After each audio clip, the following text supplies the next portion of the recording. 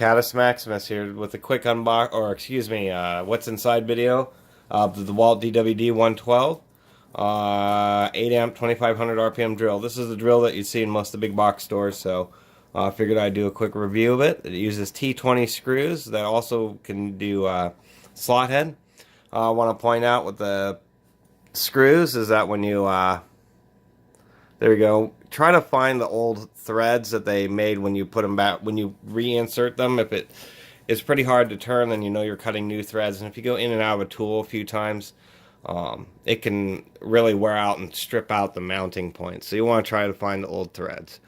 7 screws, and it's just clamshells. You just pull them apart. I've already greased this one, and 30% glass fiber nylon.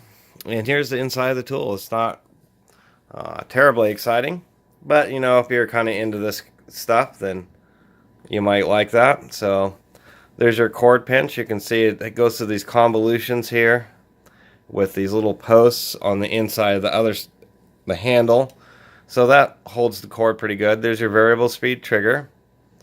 Then there's the back side of the motor. You can see how tightly they run those wires through. The only thing you might mention on this is, even though it has brass brush guides, it's still not very much material, and it's just held into the plastic. So if it gets real hot, then those brush guides could soften up.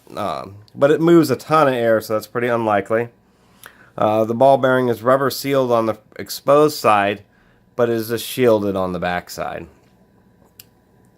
And it has some epoxy. It's not the greatest or heaviest duty motor. There is epoxy, but this does use crimped connections there. They have, I don't know if, there may be just a very thin coat of epoxy to prevent the field windings from vibrating. There's the high density fan. What? Come on, focus. There's the high density fan. And it moves a ton of air, but it can get clogged pretty easy because there's not very big openings in the back. Come on.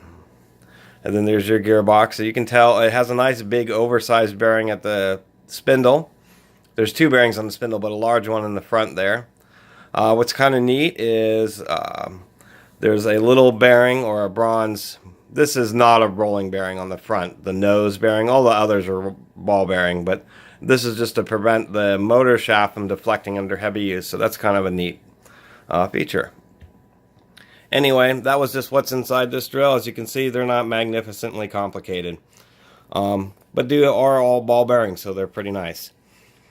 Thanks for watching. Please subscribe. Catus Maximus out.